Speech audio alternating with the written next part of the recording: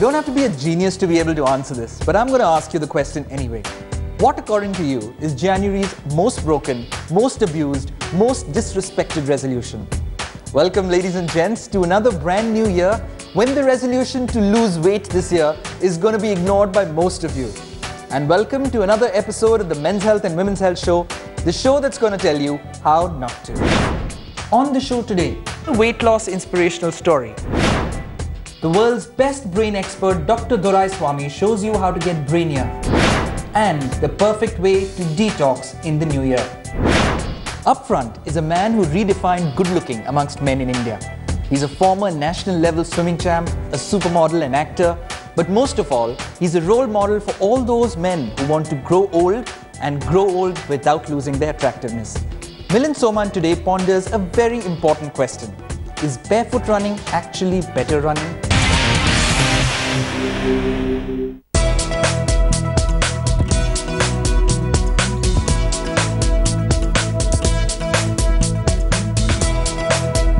When I'm running, it's like I'm one with the universe. I don't know how to explain it. It's very, sometimes it's spiritual, sometimes it's philosophical.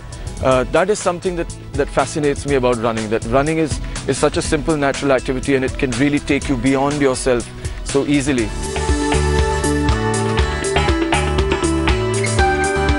It is often said that all you need to run is a pair of shoes. But today, with barefoot running catching up as a trend, not all agree with the old adage. And while the debate on running barefoot rages, avid runner Milind Soman is addicted to the feel of the ground under his foot. The funny thing is that you feel that, the roads are very dirty. There's shit everywhere. There's piss. There are animals rotting on the road. People spit. People blow their nose. I mean, whatever you can imagine is there on the street. And I felt the same kind of disgust when I started. I said, even though it looks clean, there's all kinds of filth on the street. But somehow, I feel that going barefoot, I won't say just running, but even walking, it really puts you in touch with the earth. I think it really earths you. You feel a sense of belonging. And when you do that, you feel that anything that you step on, on the ground is actually, it's not dirty. It's part of your universe. It's part of your world, and it's not really going to harm you. And it hasn't. So far, I've never been injured. I've never had any kind of a bad experience. And I feel that the kind of baggage that we carry around in our mind, sometimes that is much more harmful to us than what we step on the street. It's been over a decade since Milind started running, and it wasn't always without shoes. I always had this dream of running a marathon since I was a kid. And when the Mumbai Marathon started, I said I have to do it. And I started training for the half marathon. And of course, I started running with shoes. And I did my first half marathon, and by the time I got to that distance of 21 kilometers, I was hooked to running. It's quite an amazing feeling, and I know every runner that you speak to will say that it's a state of bliss, and there's a runner's high, and there's this and that. But I think that is the space that I aspire to be in today. So how and when did the idea of running barefoot strike? It's not always about speed. It's about also being able to do something effortlessly. So I decided to try and run without shoes. And at the same time, I think I read this book, Born to Run, and I started running barefoot very, very gradually. And I realized that it really was teaching me a lot about the movement itself, that running is not just about the feet. It's not about your knees or your hips or your shoulders. It's about the entire body coming into the movement. It's almost like a dance, or it's like martial arts, that every part of your body is in the movement, and it all stems from the core. The core is really the most important part of your runner's action. So all these things coming together really teach me new things every day. And I think just that very act of running barefoot, because you get a signal from the ground which reaches the top of your head instantaneously. There is no insulation, there is no obstruction to that signal. When your feet, which have a huge number of nerves, come in contact with the ground, They send a message to every single part of your body on how to respond to that surface. So that is something that helps you to move efficiently, and that is something that has really helped me a lot. But getting hooked on to running barefoot wasn't all that easy.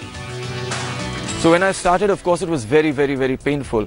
But that pain also makes you take it very slow.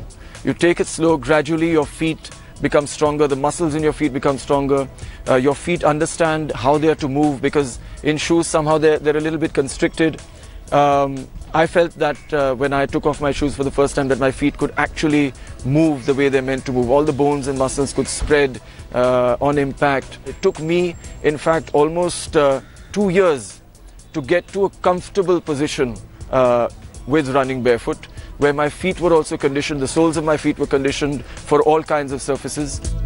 However, Milind still believes that barefoot or not, it's running that's more important. There are a lot of people who love to wear shoes, they rely on shoes, they depend on shoes, and the shoes actually help them to run. And so I feel that if that is something that is helping them to run, something that can take them to that other level of bliss that we talk about, I mean, shoes are a blessing. Now here's a quick tip for all of you who plan to take up barefoot running. Definitely exploration is a good thing. Experimentation is a good thing, but with all exploration and experimentation, one must be careful, one must be cautious. With every step, every moment, every second, one must be aware that it is a new territory. You have to know that there are hidden dangers, and you must always be open to understanding them. Walking and running barefoot, and just running itself, also creates a greater awareness of your body, of your mind, of your spirit, of your emotions, and one must really be in touch with all those new things that you're getting to know. I think once you do that, the journey is wonderful, and it's going to take you someplace that you can only imagine.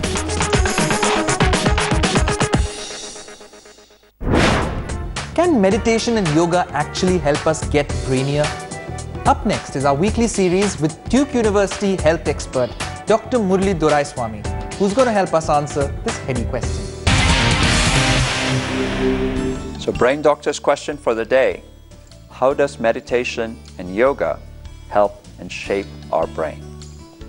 Well, the remarkable thing is our ancient sages have been telling us for thousands of years that meditation is great for the brain and for the mind and strengthens it. But now new research is actually proving that. One such study was done at the Chopra Center in Southern California, where they took a group of individuals who were meditating and put them through a series of tests. What they found was that meditation affects multiple brain processes and also affects many, many different regions in the body. So meditation strengthens brain circuits, it slows down brain aging, it boosts levels of brain-friendly chemicals, it reduces stress, it increases the relaxation response, it improves memory, alertness, and attention. It also improves your sleep. And last but not least, meditation might improve your morality and also the amount of empathy that you show your colleagues. In terms of yoga, yoga of course has a physical component, and the physical component of yoga produces aerobic benefits to the heart. In addition, the meditative and the breathing aspects of yoga induce a deep relaxation response that can help you combat stress. So the tips: make sure that you have downtime for yourself where you can meditate. The best times to meditate are either in the morning or when you're under stressful situations, take a short break and meditate. Yoga 3 or 4 times a week, especially if you can mix it in with other forms of aerobic exercise, provides an excellent form of cross-training. The third thing, it's important to make sure that you also do yogic practices that don't require physical activity, such as just lying down or just deep introspective aspects of yoga, which can help stimulate creativity. Losing weight is never easy. Sometimes taking that first step requires the most amount of motivation, and sometimes losing the last 5 kilos is the most challenging part. Our next story will guide you enough to overcome any such hassle.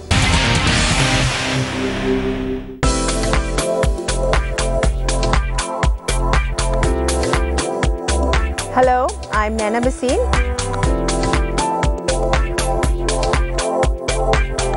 I lost around 40 kgs. I was 115 in 2013 February, and 2014 I was say 75. Say if I lost 40 kgs, after every 10 kgs I used to treat myself with good clothes. Since I got married, I was always on a healthier side, but I never thought that I'll become tuntun by 2013. And by 2014 end, my daughter's tuition teachers, they call me Bebo. My friends in Kuwait call me Bebo, Kareena Kapoor, and I feel, oh my God, you know. So I really feel on the top of the world.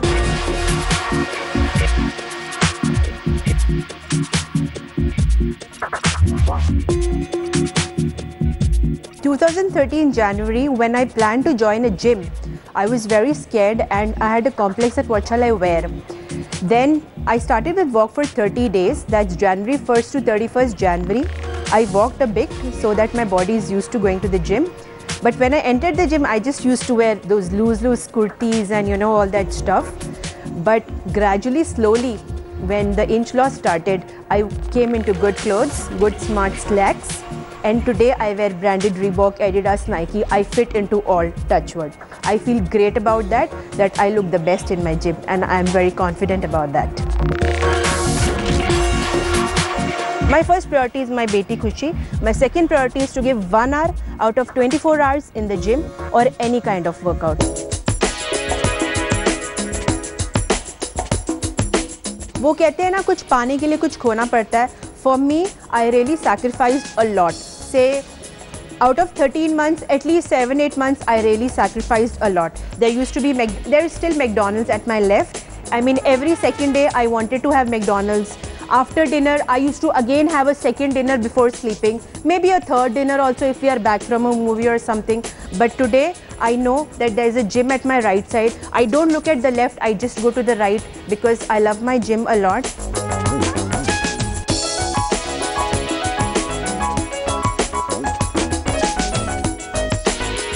I started with cardio for 40 minutes and just one body part. And say after 2-3 months, I joined 2-3 personal trainers also in my gym. They really used to take good care of me. And they taught me how to exercise, they taught me how to breathe, they taught me how to use the pull and push theory, they taught me how to use mind with exercises, how to use your breath with exercises. And today, I'm so much educated, touched wood by the grace of Guru Nanak Dev Ji, that I have started my small consultancy on motivating people, and I feel good about that. I have 2-3 clients under me whom I train. Food really plays a very important role in your life. Before, I used to eat mindlessly. Today, I eat consciously. Say for example, I used to hate salads a lot, but today I have to have salads. Because of good face maybe. I used to hate fruits a lot, but today at night if I'm on an early dinner diet, I have to have fruits and milk with it.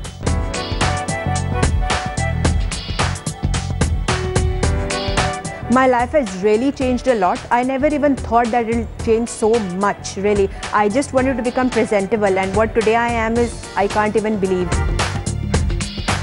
My small daughter, who's only 8 years old, when she was small, she used to feel shy. Mama, आप कितने मोटे हो, मुझे शर्म आती है.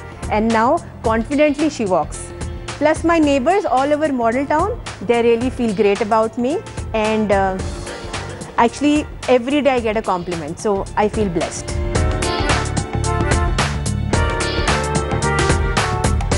I would like to convey a beautiful message for all the beautiful people watching this, that never be emotional that nobody loves you.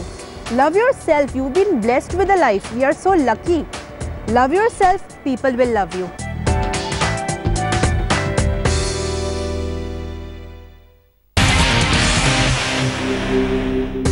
Before we head into a break, here's our now trending segment of the week. Your mission may be to melt away your body fat, but please note that certain dietary fats have specific health effects. Omega-2 polyunsaturated fats found in canola oil, walnuts, oily fish, flax seeds, etc. help reduce blood pressure and reduce the risk of heart disease. Omega-6 polyunsaturated fats from soya bean oil, corn oil and safflower oil help heart health. We need a balance of omega-3s and 6s, and we can take in 25 more 6s than 3s. See you guys after the break. Coming up after the break, up next is a secret mission we've undertaken. What happens when a nutritionist wants to detox herself? We follow ours to find out more.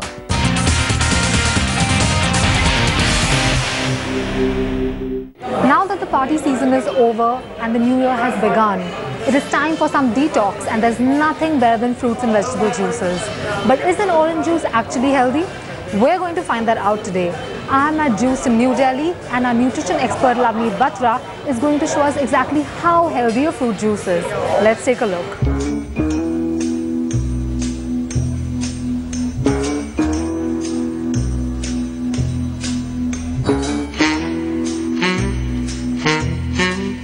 Can I have all-berry bang and banana bus, wheatgrass shot, carrot, beetroot juice, orange juice and watermelon juice?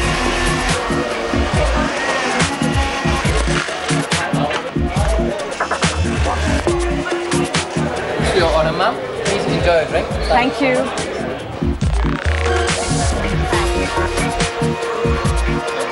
Here I have watermelon juice. Watermelon juice can be very refreshing, especially before a workout. It can reduce muscle soreness and has detoxifying effect on body. My other juice choice is orange. Orange juice is a rich source of vitamin C, which can help you fight cold in winters. Also, it has anti-aging effect and can reverse the damages by suntan. Just avoid having it at night or if you have heartburn, because it can aggravate acidity. So you can enjoy it during the day.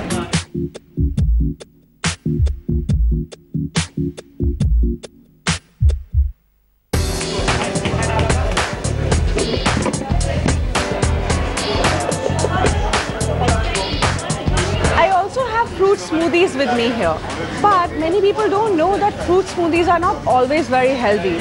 You have to make sure that your smoothie does not have added sugars and does not contain ingredients like ice creams which are rich in fat. Opt for a yogurt or milk-based smoothie which does not have added fruit juice to it, because that does contribute to the sugar intake. This is an all-berry bang which consists of strawberries, raspberries, blueberries with juice and milk products. It's always advisable to go for seasonal fruits when you're opting for your smoothies. Strawberries can be a great source of antioxidants. Just make sure that your smoothie does not contain added juices.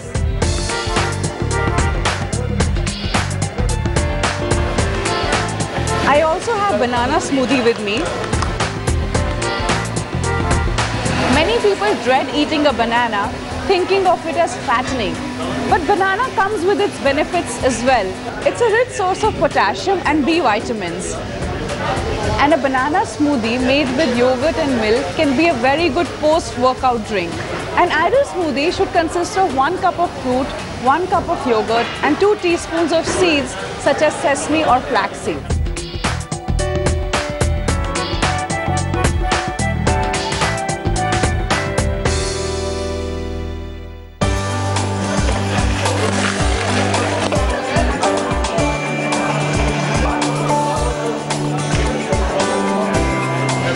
Ordered 2 vegetable juices as well.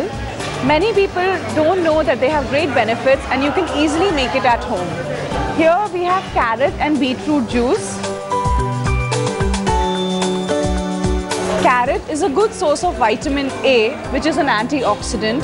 Beetroot enhances blood flow, which can be of a great help before workout. However, if you're a diabetic patient, restrict your juice intake, but you can eat carrot and beetroot since the fiber content of the vegetable does not increases and spikes the blood sugar levels instantly, which the juice would do.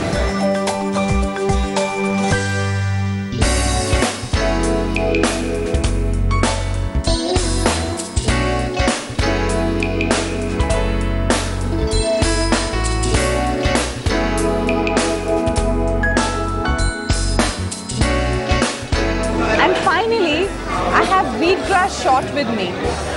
Wheatgrass contains chlorophyll, which is a great detoxifier. It can reduce immature graying of hair and it is a great immunity booster. So you can have it empty stomach in the morning for enjoying the benefits.